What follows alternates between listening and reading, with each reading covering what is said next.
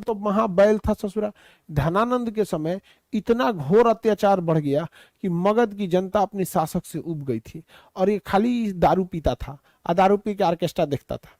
कहता नाचो चंपा बाई, ऐसे नहीं देखते होंगे आप गाना फिल्म में कि नाचो, अमीश पुरी रहता था इस सब में। तो ये सोचा धनानंद खाली दारू पी के नाच देखते रहता था। बताइए, एक राजा को, बाबर ने अपनी आत्मकथा में लिखा है कि राजा को विलासतापूर्ण जीवन से बचना चाहिए और एकांतवास में नहीं रहना चाहिए। अकेले में रहिएगा ना तो अकेले में काम करने का मन नहीं करेगा, अकेले में आपको अपने लिए विचार ज्यादा आएगा, क्या खा ले, अच्छा पहन क्या लेते हैं, घर कैसा रहेगा।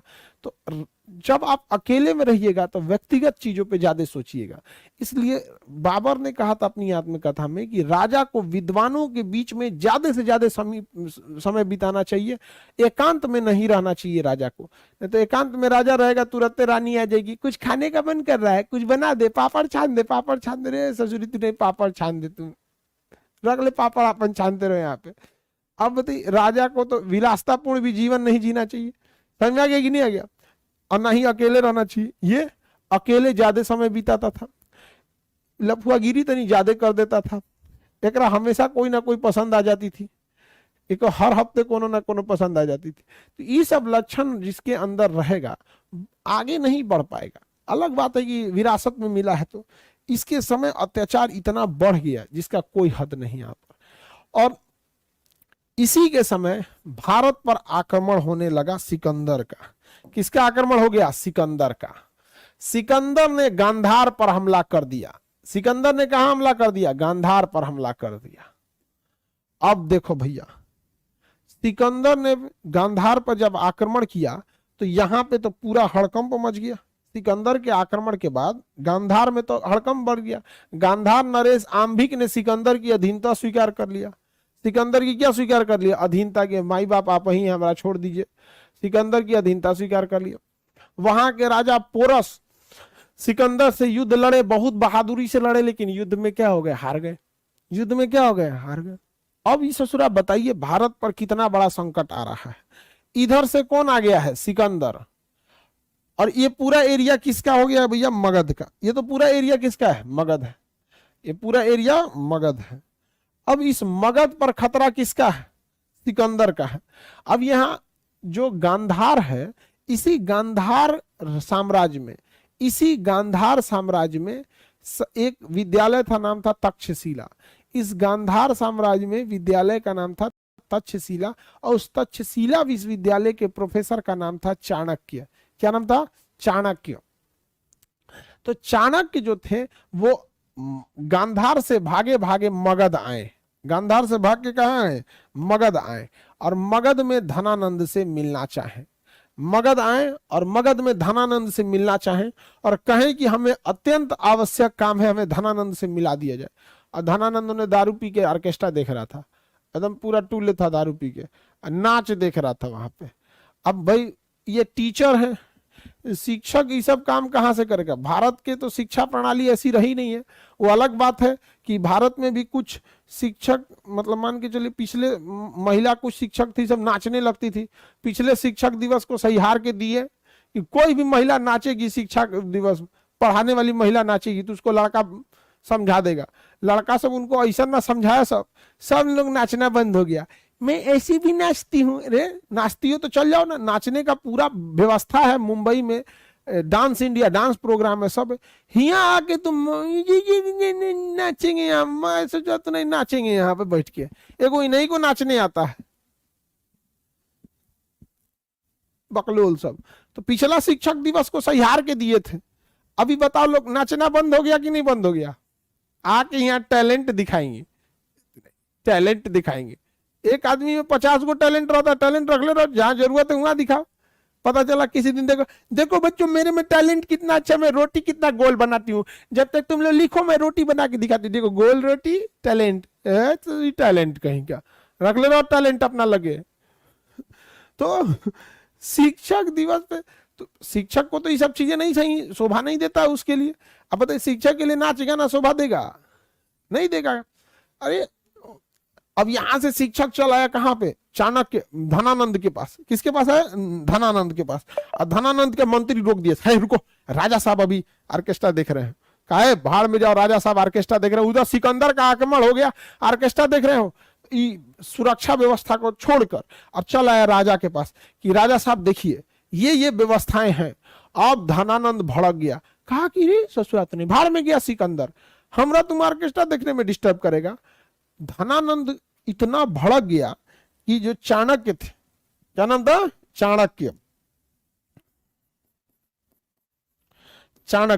चाणक्य धनानंद को समझा रहा है कि देखिए सिकंदर आया है, लेकिन सिकंदर की बात समझिए, आंभिक ने अधीनता स्वीकार कर लिया है, राजा पोरस हार गया है, लेकिन सिकंदर ना राजा पोरस की बहुत इज्जत किया है और कहा कि हमारी साम्राज्य में आ जाइए। इसका मतलब सिकंदर का उद्देश्य ना ही कंबोज जीतना है और ना ही गांधार जीतना है, क्योंकि वो जब जीत चुका है तो राजा को उसने मारा नहीं है, बल्कि आंभिक को अपने साथ मिला लिया है और पोरस को हराने के बावजूद उसको मारा नहीं है, अपने साथ मिला लिया है। इसका मतलब सिकंदर की सेना आगे बढ़ेगी, सिकंदर की सेना आगे बढ़ना चाहती है। इसलिए ये पूरा मगध साम्राज्य, केवल एक नदी सिकंदर की सेना पार करेगी तो आक्रमण हो जाएगा। आप उठिए और इस पर कोई ना कोई डिसीजन लीजिए, उठिए और डिसीजन लीजिए। तो धनानंद ने कहा कि ससुरा तो नहीं, उठिए डिसीजन लीजिए।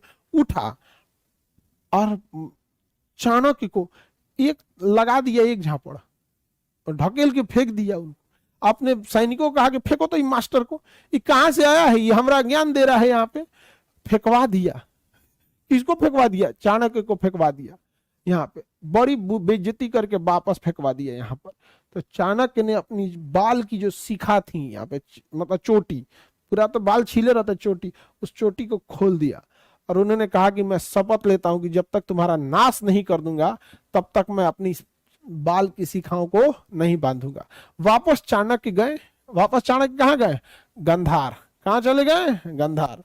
और वहां जाके हल्ला कर दिया कि भारत की धरती देवताओं की धरती है, यदि कोई भी सैनिक इस व्यास नदी को पार करके इधर जाएगा तो उसको भयंकर भयंकर बीमारी होगी।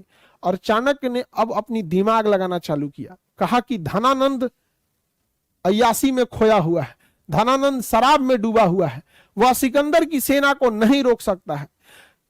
चाणक्य ने इसका फायदा उठाया, देखा कि सिकंदर की जो सेना है वो थक चुकी है युद्ध लड़ लड़ के, लंबे समय से वो लोग घर नहीं गए हैं, लंबे समय से युद्ध लड़ रहे हैं, इसलिए मानसिक रूप से वो बहुत तनाव में है। और मानसिक रूप से व्यक्ति जब तनाव में रहे, चिड़चिड़ा रहे, तो उसे अंधविश्वास बड़ी जल्दी हो जाता है।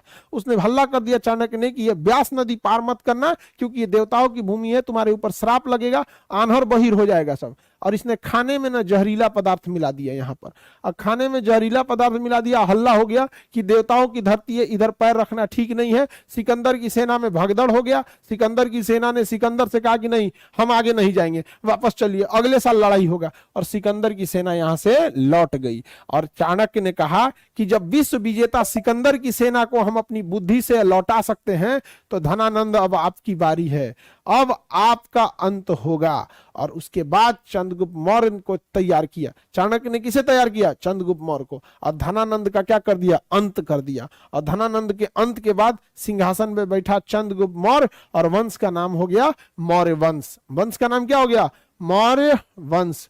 इसीलिए देखिएगा, कोई भी हो, चाहे लड़का हो या लड़की हो, किसी भी सक्सेस होने के लिए ना आपको ना नींद, आराम, व्यक्तिगत चीजें छोड़नी पड़ेगी। आपको ना छोड़ना पड़ेगा, बिना त्याग किए सोना को भी जलना पड़ता है आभूषण बनने से पहले। ऐसे नहीं होता है कि कोई बिना तपे सोना नहीं, मतलब सोना बन जाएगा यहाँ पर। अगर आप पत्थर को भी ना बहुत छीनी हथौड़ी का चोट खाना पड़ता है, तब जाके वो कहीं पत्थर मूर्त बन पाता है, उसकी पूजा की जाती है, नहीं तो इसे जमीने पर लसराने छोड़ दिया जाएगा। तो आप लोग को भी यदि बहुत ज्यादा व्यक्तिगत ख्वाहिशें हैं, हमारा पास ही आजकल लड़का को देखते ना कि हमारा हाई कपड़ा रहना चाहिए, मोटरसाइकिल रहना चाहिए, ये रहना चाहिए। अरे ठीक है, तुम्हारी शौक रहनी चाहिए, कमा के अपने से खरीद लेना। हाँ, पिताजी अगर मोटरसाइकिल नहीं दिला पा रहे हैं, कमाना और कहना है कि अब मोटरसाइकिल छोटी चीज हो गई, या 4 व्हीलर लेना है एक ही बार में, ले लेना, कौन मना किया है आपको। लेकिन विद्यार्थी जीवन में ना कभी किसी से कंपैरिजन मत कीजिएगा।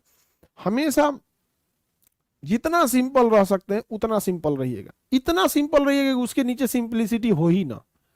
एकदम और सफलता जब कीजिएगा तो सफलता में जितना आप सजावट कर सकते हैं, तो व्यक्तिगत चीजों पे नहीं। अब देखिए धनानंद, इस ससुरा राजा को नाच गाना देखना शोभा देता है, शराब पीना शोभा देगा जी? यहाँ पर सब चीजों में नहीं होना चाहिए, क्योंकि नशा वगैरह हो जाता है। अगर कोई एक बार शराब का, सिगरेट का, पान का, खैनी का नशा एक बार कर लेता है ना, अगर वो नशा नहीं करेगा तो बेचैन हो जाता है। उसको लगता है अरे तुरी कि हम नशा नहीं कर रहे हैं, तो क्या हो जाता है, बेचैन हो जाता है। ये सब चीजों से बचना चाहिए। धनानंद बचे नहीं थे, निपट गए धनानंद।